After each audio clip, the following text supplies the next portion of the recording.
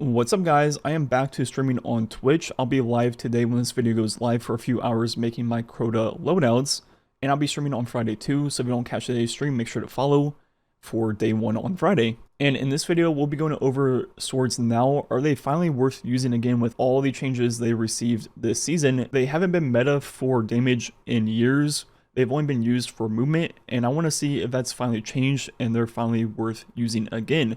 So jumping into all the things they've changed. First with swords in this game, there's going to be 5 different frames, 3 of which are basically one-offs, that being lightweight frame on the hunter sword, then aggressive frame on the titan sword, and finally there's going to be, I think, 2, maybe 3 caster frames in the game, but they were never good, and they're pretty rare, so a vast majority of the swords in the game are going to be either vortex or adaptive, and those will be the 2 we'll be going over in this video, and breaking down their damage and comparing. So what did they do to swords this season? Well, they changed basically everything. So first off, with the way swords charge now, first, full power heavy attacks can now be used with any non-zero amount of sword energy, and across the board, energy starts to recharge after a short delay, and the duration of this delay and how fast they recharge is based off the charge rate of the sword. So looking at the guards on swords, what is the best option for pure charge rate? Well, it's going to be Swordmaster's Guard, which will take it up to 30 for any sword in the game. And we look at how fast this delay is with a Vortex frame, user heavy attack, and the second we get any energy back is 3 seconds. And doing the same with the adaptive frame, the uppercut, this will be a little bit longer at 3.5 seconds, but what we can do is on our chest armor, there's going to be a mod called Lucent Blades, which will increase the charge rate of your equipped swords. Using one of these mods will add 30 charge rate. So looking at that again with the Vortex frame, taking it now to 2.5 seconds. You can also stack them with 2. It will add 50. So another huge jump up of plus 20, taking it down to 2.1. And finally, you can use all 3, which will give you plus 60 on top of our base 30, so 90 now, making it take under 2 seconds, almost 2 seconds on the dot. So it seems like running 2 of those will always be useful if you're trying to use heavy attacks as fast as possible. And doing the same thing with the adaptive frame with all 3, it's going to be 2.6 seconds, still slower than that of the Vortex. And for all damage in this video, I'm going to be using Hone Edge because that was the common blade option I have on all these different swords, and it's all around one of the better ones. And the damage of the light attack is going to be 24.8 thousand. And with a Vortex frame, it's going to consume 6 ammo, but hit 6 times, or a decent amount of damage, 15.5 thousand 6 times. And comparing that to the adaptive frame, this heavy attack will only consume 4 ammo, so 2 less. And the light attack will be the same number. Then for the heavy attack, there'll be 4 of those 15,000 numbers, and then 1 of the original light attack number. Then adding those all together, the Vortex heavy attack was 93,000, the adaptive was 85,000. So roughly 8,000 more for the Vortex frame. So now the question is, what is the optimal combo now in terms of heavy attacks into light attacks with the new faster charge rates?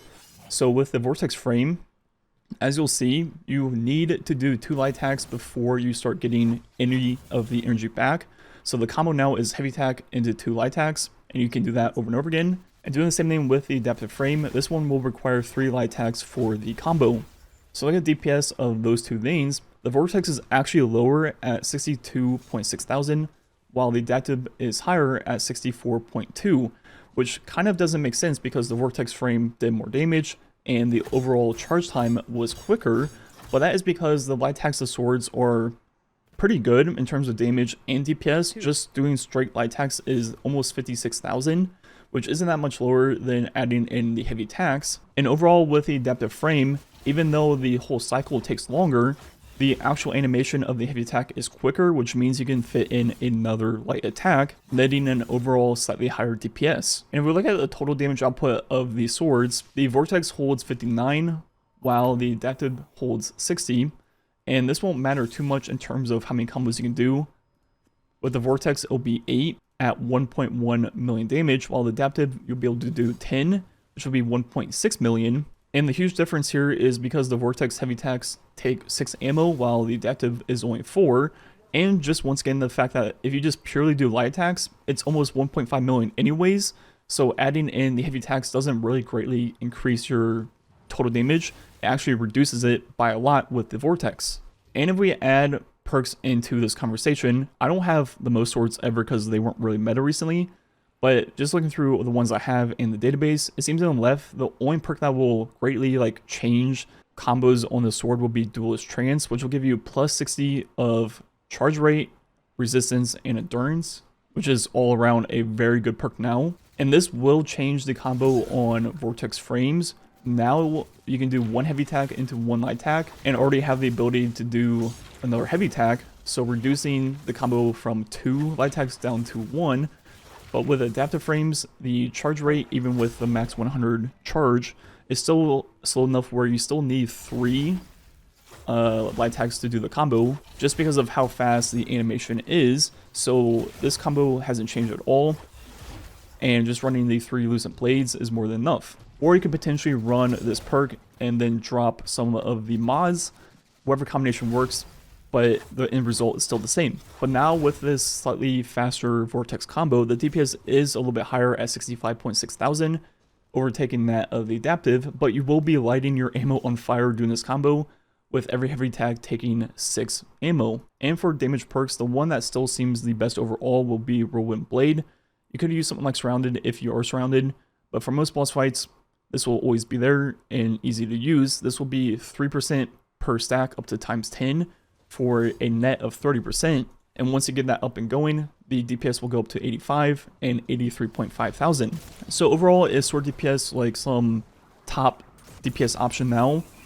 Not necessarily. Most rockets and even GLs will easily outdo these numbers, but these numbers aren't that bad, and you can definitely fit them into your loadouts.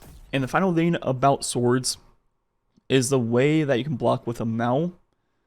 Across the board, the resistance has been increased from a minimum of 82.5 all the way up to 95%, and you no longer lose energy when taking damage, and you can move around a little bit quicker while blocking.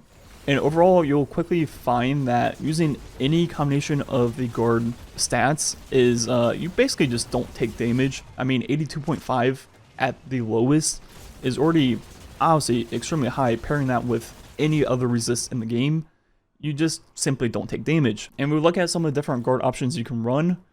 There's gonna be a lot of different things you can do. If you want like to simply not take damage, you can use max resistance. I think more often than not, just running Sword Masters for the charge rate will be ideal. You could run Balance Guard, which is ironically, obviously, very balanced, really good charge rate, resist, and endurance, a little bit of everything. You could run Heavy Guard if you're all about just blocking with the sword, but I think if you're trying to purely block, I think the amount of resist doesn't really matter, and you'd rather go for max endurance with the Enduring Guard, which will max out the amount of time you can block with a sword. And as you see, you basically don't take damage anyways, even though you have no resist at all. So that'd be the route I would go if I was trying to just straight up block as much as possible.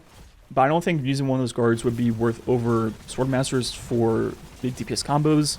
At best, if you wanted a sword that was really well-rounded, just use Balance Guard.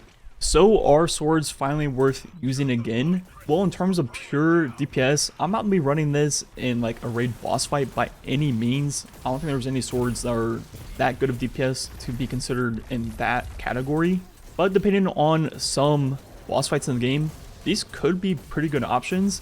But overall, the amount of utility they have with the Guardian now, and the fact that their DPS isn't that bad compared to things like a linear, machine gun, and stuff like that, I think they're 100% worth using again, just in like general play in the game, doing seasonal activities, strikes, nightfalls, all sectors, wherever they are. I think you'll find that the DPS is more than enough. The burst damage of the heavy attacks will be really good for champions, mini bosses, and things like that. Light attacks could even be really good for red bars while under light, all while having the ability to basically block all incoming damage and being able to stay alive in very sticky situations. And even adding in movement if you run something like Eager Edge. So overall, swords are just like the master of utility right now, and they basically do everything in the game very well. And given the fact that most of the swords are legendaries, and you're not going to be using an exotic heavy, it allows you to combo this with something like the Sunshot or Graviton Lance, both of which are insanely good exotic primaries. Then in the top slot, I like to run a shotgun, either a slug or a pellet shotgun. Both combo really well.